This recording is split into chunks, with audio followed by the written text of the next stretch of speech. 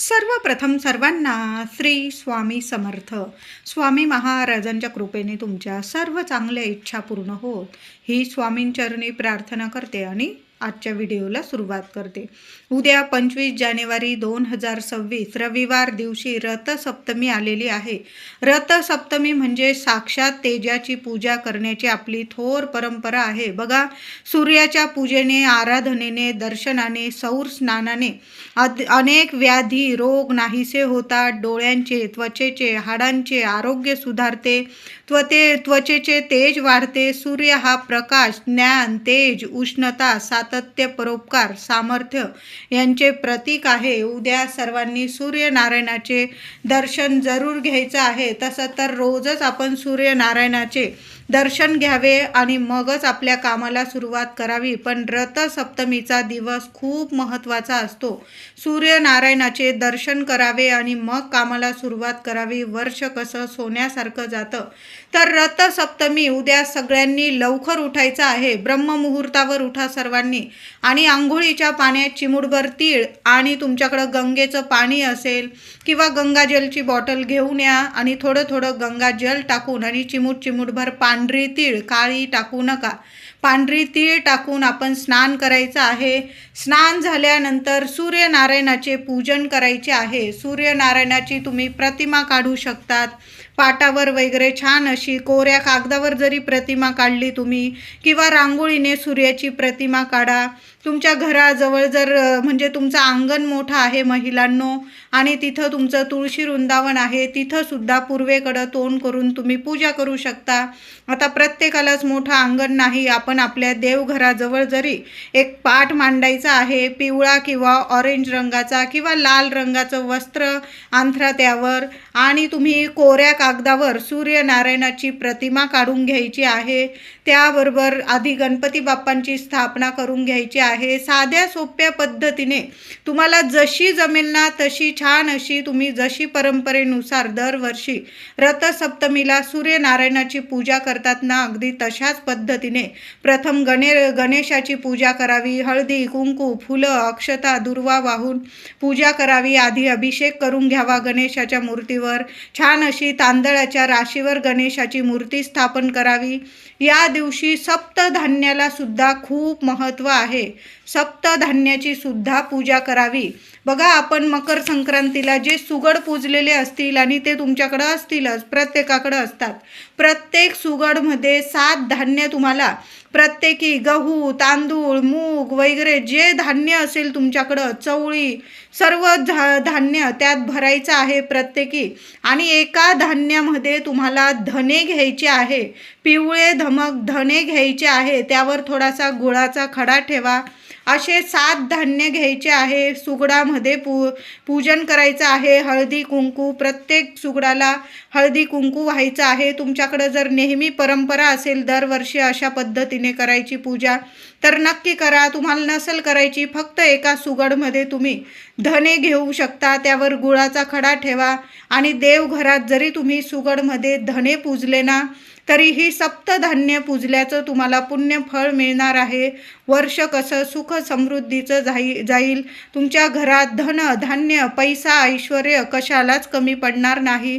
म्हणून महिलांनो, तुम्ही वेगळी पूजा मांडत असाल तिथं जरी सप्तधान्याची पूजा करा किंवा एक धान्य म्हणजे तुम्ही आपण हे जरी घेतले ना धने, अख्खे धने तरीही चालेल. पण उद्या धान्याच्या पूजेला सुद्धा खूप महत्त्व आहे. रथसप्तमीला पूजेत सप्तधान्य कर्यांमध्ये अवश्य ठेवा. नाही एवढं ठेवता आलं, मूठभर धने आणि गूळ नक्की ठेवा. पूजा करा. नंतर तो प्रसाद स्वरूप सर्वांनी खायचा आहे. रथसप्तमीला 7 या आकड्याला खूप खूप महत्त्व आहे. माघ महिन्यातील शुक्ल सप्तमीला रथसप्तमी आपण साजरी करत असतो. या दिवसापासून सूर्य आपल्या रथात बसून प्रवास करतात. या रथाला 7 घोडे असतात म्हणून रथसप्तमी आपण साजरी करतो. या दिवशी आदित्य नारायणांची पूजा करतात. आदित्य हृदय स्तोत्र. महिलांनो, दादांनो, उद्या देवघरात आंघोळीनंतर सूर्यनारायणाची पूजा करा. सूर्यनारायणाला उद्या सर्वांनी अर्घ द्यायचा आहे. अर्घ देताना तांब्यावर पाणी घ्यायचं, त्यात हळद कुंकू टाका, एखादं फूल टाकायचं आहे आणि सूर्यनारायणाला अर्घ द्यायचा आहे. खाली एखादी कुंडी ठेवा. मातीची, आणि त्यात जरी ते सूर्यनारायणाला अर्घ्य देण्याचं पाणी पडलं ना तर अतिशय उत्तम. सूर्यनारायणाला अर्घ्य दिलेलं पाणी ओलांडू नये म्हणून एखादी कुंडी खाली ठेवून घ्या. आपोआप त्या कुंडीत पाणी म्हणजे झाडांना सुद्धा पाणी मिळेल, पाणीसुद्धा वेस्ट होणार नाही तुमचं, आणि सूर्यनारायणाची सेवासुद्धा होणार आहे. अशा पद्धतीने सर्वांनी सूर्यनारायणाला अर्घ्य द्यायचा आहे, नमस्कार करायचा आहे. प्रथम उद्या हेच काम करायचं आहे आपण. रविवार आहे, रविवार हा सूर्यनारायणाचा आणि रथसप्तमी या दिवशी रविवार आलेला आहे. रविवारी रथसप्तमी आल्याने अतिशय सोन्यासारखा दिवस आहे. सगळ्यांनी आंघोळीनंतर सूर्यनारायणाचे दर्शन घ्या. लहान लेकरांकडून सुद्धा सेवा करून घ्यायची आहे. अवश्य सर्वांनी सूर्यनारायणाची सेवा करा आणि मग आपल्याला दिवसाची सुरुवात करायची आहे. उद्या देवघरासमोर किंवा पूर्व दिशेकडं पाठ मांडा किंवा आसन घेऊन बसा आणि आदित्य हृदय स्तोत्र पठण करायचं आहे. महिलांनी करा, दादांनी, विद्यार्थी ज्यांना वाचता येतं त्यांनी सर्वांनी आदित्य हृदय स्तोत्र एक वेळा पठण करा किंवा तुम्हाला जास्त वेळा पठण करायचं असेल करू शकता. सूर्य स्वयंप्रकाशी आहे, अन्य सर्व ग्रह त्यांचा प्रकाश घेत असतात, म्हणून रथसप्तमीला सर्वांनी सूर्यनारायणाची पूजा अवश्य करायची आहे. उद्या महिलांनो सकाळी सहज देवपूजा केली, सूर्यनारायणाची पूजा करा, देवपूजा करा छान. सर्व देवांना अभिषेक करायचा आहे, तो म्हणजे दुधाने. गाईचं कच्चं दूध घ्यायचं आहे. पुडीचं जरी येत असेल तापवण्याच्या आधी एका वाटीत काढून घ्यायचं आहे आणि त्या दुधाने गणपती बाप्पा, जेवढे देवी देवता असतील, बाळकृष्ण, विठू माऊली, सर्व देवी देवतांना, आपली कुलस्वामिनी माता लक्ष्मीची मूर्ती असेल, सर्व देवांना दुधाने अभिषेक करायचा आहे. उद्या दुधाने अभिषेक करायचा आहे सर्वांना. नंतर एक दिवा, आपल्या देवघरात तर आपण दिवा लावणारच आहोत, अखंड दिवा लावून द्या महिलांनो. आणि एक दिवा घ्यायचा आहे. तुम्हाला कलाव्याचा दिवा लावता आला उद्या तर लाल पिवळा धागा असतो ना, तसा धागा घेऊन दुहेरी धागा घ्यायचा आहे. तुम्हाला कळालं असेल माझ्या सर्व महिलांना. सेवा उद्या अवश्य करा महिलांनो. आता लाल पिवळा धागा नसेल मग काय करायचं, जी वात असेल तुमच्याकडं, फुलवात असेल किंवा दुहेरी वात असेल, तिच्या टोकाला थोडंसं हळदी कुंकू लावून घ्यायचं आहे. अगदी चिमूटभर हळदी कुंकू घ्या, सूर्यनारायणांचं नामस्मरण करायचं आणि त्या वातीला थोडंसं हळदी कुंकू टोकाला लावून घ्यायचं आहे. आणि तुमच्याकडं कलावा असेल तर दुहेरी कलावा घ्या, दुहेरी वात बनवा. मातीची जरी पंती घेतली तुम्ही तरीही चालेल. जे तेल तुम्ही देवांसाठी दिव्यांसाठी वापरता ते तेल टाकायचं आहे. दिव्याखाली आसन म्हणून सप्तधान्य ठेवता आलं ना महिलांनो, अगदी चिमूटभर 7 धान्य घ्यायचं आहे. गहू घ्या, तांदूळ घ्या, मूग घ्या, मटकी घ्या किंवा चणे असतील तुमच्याकडं, सर्व हे धान्य घ्यायचं आहे. त्यात थोडेसे धने घ्या. असं सप्तधान्य घ्यायचं आहे. एका ताटलीत ते धान्य ठेवा, त्यावर तो दिवा ठेवायचा आहे. दिव्याची हळद कुंकू फुलं अक्षता वाहून पूजा करा आणि तो दिवा तुम्हाला पूर्व दिशेकडे लावायचा आहे. तुमच्या गॅलरीतून जर सूर्यनारायण दिसत असतील, तुम्हाला दर्शन होत असेल तर सूर्यनारायणासमोर तुम्हाला तो दिवा लावायचा आहे. दिव्याला छान असं प्रज्वलित करताना तुम्ही तुमच्या मनातील इच्छा बोलायची आहे. मुलांविषयी असेल, तुमच्या विषयी, पतीविषयी, जी इच्छा असेल ना. उद्या रथसप्तमी आहे, सर्वांच्या इच्छा प्राप्ती होण्याचाच उद्याचा दिवस आहे. सर्वांनी एक असा दिवा पूर्व दिशेकडे जरूर लावायचा आहे. आता सर्वांनाच गॅलरी असेल असं नाही, तुम्ही महिलांनो घरात हॉलमध्ये वगैरे जरी पूर्व दिशेकडे तो दिवा लावून दिला ना तरीही चालेल. नंतर दिवा शांत झाल्यानंतर ती वात असेल ती निर्माल्यात टाका. पुन्हा धुवून वगैरे तो दिवा पुन्हा सेवेसाठी तुम्ही वापरू शकता, टाकून द्यायची गरज नाही. असा एक दिवा उद्या 9 वाजेच्या आत प्रत्येक आईने सूर्यनारायणासमोर एक दिवा जरूर लावा. गॅलरीत लावा किंवा वरती तुम्ही गच्चीवर वगैरे जात असाल, तुमच्याकडं गच्ची असेल तिथं सुद्धा लावू शकता. नाही आता काही जागा, पूर्व दिशेकडं फक्त तो दिवा लावायचा आहे. सूर्यनारायणांचं नामस्मरण करा आणि असा एक दिवा प्रत्येक आईने जरूर लावा. तुम्हाला जर उद्या 7 पळत्या घोड्यांची प्रतिमा घरात लावायची असेल किंवा सूर्यनारायणाची प्रतिमा घरात लावायची असेल, मग तांब्याची, पितळाची तुम्हाला हवी ती प्रतिमा सुद्धा तुम्ही पूर्वकडे आपलं तोंड पूर्वकडे असेल अशा पद्धतीने तुम्ही दाराशी वगैरे सुद्धा प्रतिमा हॉलमध्ये लावू शकता. खूप सुंदर अनुभव येतात. भाग्य तेजस्वी होतं. मुलाबाळांना तुम्हाला इतकी प्रगती मिळायला लागेल. उद्या रथसप्तमीचा दिवस आहे. तुम्हाला जर सूर्यनारायणाची प्रतिमा घरात लावायची असेल तर अवश्य उद्याच लावायची आहे. 7 पळत्या घोड्यांची प्रतिमा किंवा फोटो लावायचा असेल तर उद्याच्या उद्या लावा. खूप सुंदर अनुभव येतील. या दिवशी उद्या सर्वांनी पिवळ्या रंगाचे, ऑरेंज रंगाचे, केशरी, लाल असे रंग आवर्जून परिधान करा. महिलांनो, आपण संक्रांतीला पिवळा रंग वर्ज्य केला. उद्या रथसप्तमी आहे. आवर्जून पिवळ्या रंगाची साडी नेसा, पिवळ्या रंगाचे कपडे घालायचे आहे. ऑरेंज रंग असेल अतिशय उत्तम. केशरी, ऑरेंज असे रंग आवर्जून परिधान करा. लाल रंगाचे कपडे असतील आवर्जून परिधान करा. चुकून सुद्धा काळे, निळे, डार्क निळे असतील, काळ्या रंगासारखे दिसत असेल असे कपडे घालू नका. मळकट न धुतलेले कपडे, फाटलेले वगैरे कपडे उद्या अजिबात घालू नका. रथसप्तमी आहे. स्वच्छ धुतलेले वस्त्र नेसून आपण सूर्यनारायणाची, देवी देवतांची सेवा करायची आहे. महिलांनो, देवपूजा झाल्यानंतर किंवा आधीच तुळशीला हळदी, कुंकू, फुलं, अक्षता अर्पण करा. चमचाभर दूध अर्पण करायची आहे. चिमूटभर हळद अर्पण करा. तुळशी मातेसमोर सुद्धा ओम नमो भगवते वासुदेवाय नमः, ओम नमो भगवते वासुदेवाय नमः 21 वेळा तरी मंत्र जपा. हात जोडून नमस्कार करा. तुमच्या मनातील इच्छा बोला. बघा, लक्ष्मी नारायणांची तुमच्यावर कृपा होईल असा हा सुंदर दिवस आहे. उद्या देवघरातील माता अन्नपूर्णेला अभिषेक घालून घ्यायचा आहे.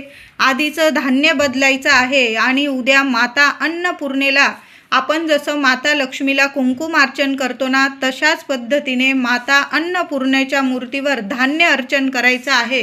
7 धान्य घ्या किंवा 1 धान्य घ्या. माता अन्नपूर्णेला खांद्यापर्यंत माता अन्नपूर्णेला तुम्हाला धान्य अर्पण करायचं आहे. मोजू नका. माता अन्नपूर्णेचा ओम अन्नपूर्णाय नमः, ओम अन्नपूर्णाय नमः या मंत्राचा जप करा.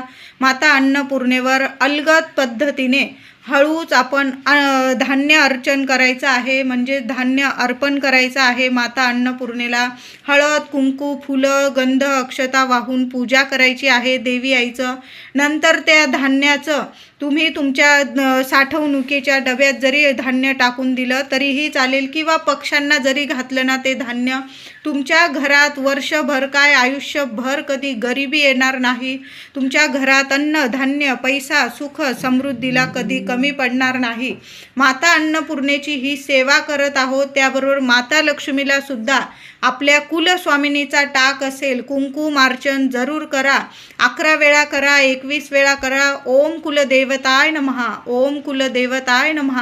माता लक्ष्मीच्या मूर्तीवर श्रीयंत्रावर कुंकुमार्चन करताय.